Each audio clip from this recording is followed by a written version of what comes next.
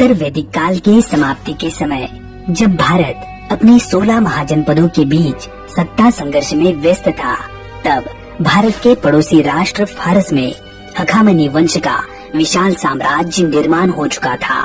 वैसे भारत में भी मगध महाजनपद ने उत्तरी भारत के बहुतायत क्षेत्र पर अपना एकाधिकार स्थापित कर लिया था, लेकिन अभी भी भारत का पश्चिमोत्तर क्षेत्र, जो कि गांधार और कम्बोज महाजनपद का क्षेत्र था, वो एक असंगठित और शक्तिहीन क्षेत्र था।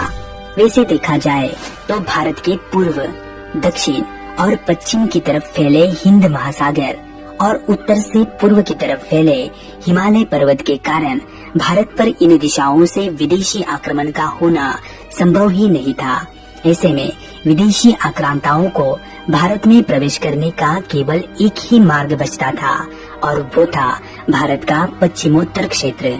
इसीलिए प्राचीन भारत के इतिहास में हमें इसी मार्ग से फारस और यूनान की तरफ से दो बड़े आक्रमण दिखाई देते हैं, जिन्हें हम मौर्य पूर्व विदेशी आक्रमण के नाम से जानते हैं। तो आओ दोस्तों, आज के इस वीडियो में हम भारत पर हुए प्रथम विदेशी आक्रमण अर्थात फारस के आक्रमण को विस्तार से समझने की कोशिश करते हैं।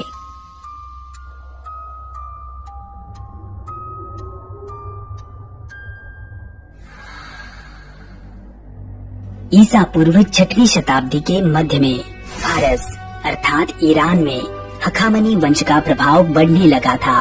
लगभग 558 ईसा पूर्व में राजा साइरस द्वितीय ने फारस में हखामनी साम्राज्य की स्थापना की।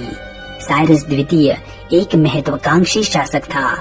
अल्प समय में ही उसने पश्चिमी एशिया के सबसे शक्तिशाली साम्राज्य का निर्माण किया। सन 558 ईसा पूर्व से लेकर सन 529 ईसा पूर्व के बीच अपने 29 साल के शासनकाल में राजा साइरस द्वितीय ने कभी मकरान तो कभी काबुल घाटी के रास्ते सिंध के पश्चिम में स्थित भारत के सीमावर्ती क्षेत्रों पर आक्रमण करने के कई सारे प्रयास किए, लेकिन फिर भी भारत के किसी भी हिस्से को जीत पाने में राजा साइरस द्वितीय पूर्ण रूप से सफल नहीं हो पाए। फिर सन 529 ईसा पूर्व के आसपास कैस्पियन क्षेत्र में दरबाइग नामक जनजाति के विरुद्ध लड़ते वक्त उनकी मृत्यु हो गई। उनके मृत्यु के पश्चात उनका पुत्र कैम्बिसीज द्वितीय सन 529 ईसा पूर्व से लेकर सन 522 ईसा पूर्व के बीच हखामनी साम्राज्य का उत्तराधिकारी बना, लेकिन वो गृह युद्धों में इतना उलझ गया कि उसे साम्राज्य विस्तार का कोई मौका ही नहीं मिला। फिर सन 522 ईसा पूर्व में डेरियस प्रथम ने हखामनी साम्राज्य की बागडोर अपने हाथों में ले ली। डेरियस प्रथम को इतिहास में दारा प्रथम के नाम से भी जाना जाता है। दारा प्रथम को भारत पर सफलतापूर्वक आक्रमण करने वाले प्रथम विदेशी शासक के रूप में देखा जाता है। दारा प्रथम के यूनानी सेनापति स्काइलैक्स ने सिंधु नदी से भारतीय समुद्र में उतरकर अरब और मकरान तटों का पता लगाया। बेहिस्तून, पर्सिपोलिस और नक्शे रुस्तम, इन स्थानों से प्राप्त प्राचीन अभिलेखों से हमें ये पता चलता है कि सन 516 ईसा पूर्व में दारा प्रथम ने सिंधु नदी के तटवर्ती भूभागों को अधिकृत किया और फिर उसने गंधार, कम्बोज, पश्चिमी पंजाब और सिंध को जीतकर उसे फारसी साम्राज्य का 20वां प्रांत बनाया। इस प्रांत से दारा प्रथम को राजस्व के रूप में 360 टैलेंट फारसी स्वर्ण मुद्राओं की प्राप्ति होती थी। अपने चरम काल में हखामनी साम्राज्य पश्चिम में यूनान से लेकर पूर्व में सिंधु नदी तक और उत्तर में कैस्पियन सागर से लेकर दक्षिण में अरब सागर तक फैल चुका था। इतिहास में इस साम्राज्य को मिस्र एवं बेबीलोन पर अधिकार, यूनान के साथ युद्ध तथा यहूदियों के मंदिर निर्माण में सहयोग के लिए याद किया जाता है। राजा साइरस द्वितीय तथा राजा दारा प्रथम को हखामनी वंश के सबसे महान राजाओं की सूची में भी स्थान दिया जाता है। दारा प्रथम के पश्चात हखामनी साम्राज्य का प्रभाव धीरे धीरे भारत के इस क्षेत्र से कम होने लगा।